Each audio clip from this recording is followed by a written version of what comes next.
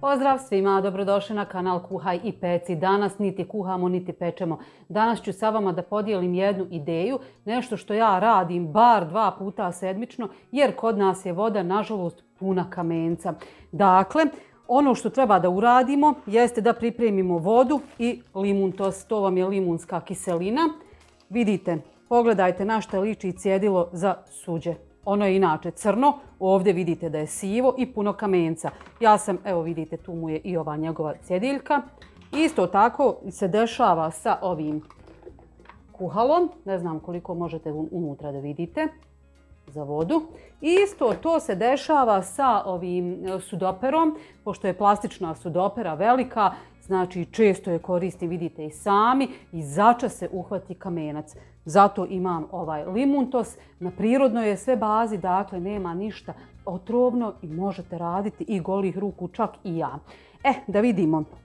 Dakle, za ovo vam treba svega nekih 10-ak minuta. Zašto? Zato što će ova voda da prvo proključam i stavljam veću količinu kako bi mogla sve ovo da očistim u jednom, znači, trošku, što bi rekli.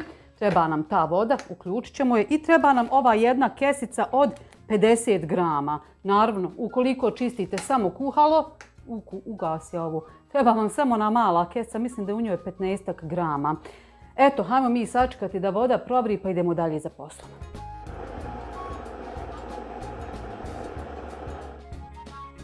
U ključalu vodu istresemo kesicu limuntosa. Vidite kako pjeni. Zatvorimo i ponovo uključimo samo da baci ključ.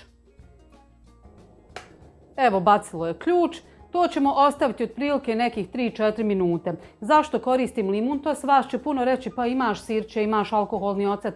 Ja baš i nisam ljubitelj tih mirisa. Pa moja prva mama radi sa tim sirćetom, čisti ovo kuhalo. Ali ja se držim svog limuntosa godinama. Dakle, vrlo brzo, bez mirisa i zdravo je na kraju krajeva. Pa hajmo sačekati da odstoji ovo par minuta kako bi mogli nastaviti sa uklanjanjem kamenca na drugim posudama. Evo vidite kako je unutra čisto. Prebacujemo se sada na sudoperu. Evo vidite kako se uhvatilo ovo bijelilo. Tu sam morala da ostavim da vam pokažem kako se to uhvati. Inače ja to svaki dan moram da ribam. Sada ćemo sudoperu zatvoriti. Dakle, pritisnemo čep. Stavljamo ovaj dio unutra. I zalijemo sve sa ovom vodom. I također ostavimo par minuta. Ovo kuhalo na kraju ćemo morati samo saprati. Vidite kako je sjajno. Ne znam koliko vidite. Evo, okreće malo. Samo ćemo ga saprati čistom vodom. Ništa drugo. Ne treba vam ni krpa ni spužvica. Dakle, ovo sve ostavimo da stoji. Otprilike par minuta, a eto neka stoji 10 minuta da možemo očistiti rukom, a da se ne opržimo. Idemo za poslom, spužvicu umočimo u vodu i samo kratko, znači, pređemo preko ovih posuda. Tako ćemo i žicu i to ćemo ostaviti za sapiranje. I sve dakle sa ovom vodom oribamo, zato smo zatvorili ovu sudoperu da nam voda ne bi otišla.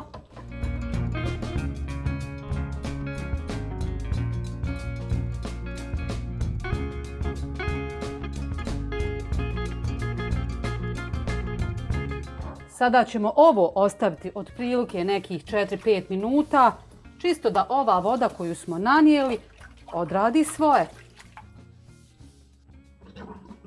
Sada ćemo sve fino da saperemo, samo čistom vodom.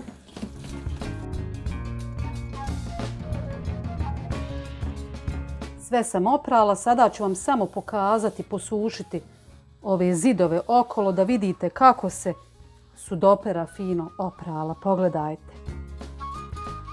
Idemo dalje.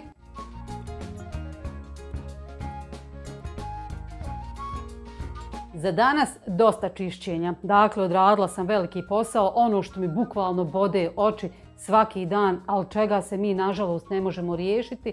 Zato mi pijemo vodu iz onog pročišćivača, imamo onaj filter. Tako da, mislim šta ćemo, moramo se snalaziti, jel? Piša sila, što bi rekli. Vidite kako je očišćeno. Jeste da je crno, ne znam koliko se vidi na svemu tome, ali ja sam zadovoljna kao i uvijek. Evo i kuhalo je tu, njega moram promijeniti, znalo je biti boljih, ali hajde dok radi, radi. Eto, obavezno probajte ovako očistiti kamenac u svojoj kuhinji. Naravno, istu ovu stvar preporučujem za sve one koji imaju u kupatilu kadu. Znači kada se fino zatvori, naspete otprilike nekih 5-6 litara vode, čisto da pokrije dno. Naspete u kadu vrelu vodu, dakle vrela voda iz bojlera, pardon, 2 ove kesice limuntosa i ostavite tako da odstoji nekih 10-15 minuta i onda s pužvicom prijeđete sve okolo jednom, pa sačekate malo popet i na kraju sve to fino oribate tom spužvicom kada se blista, kamenca nigdje. I još očistite dole odvod. Dakle, voda kad ode, očisti odvod. Eto, nadam se da sam vam pomogla sa ovom idejom. Ako vam se sviđa, lajkajte, prijavite se na moj kanal ukoliko to niste, pa se gledamo opet u sljedećem videu. Kuhamo sigurno.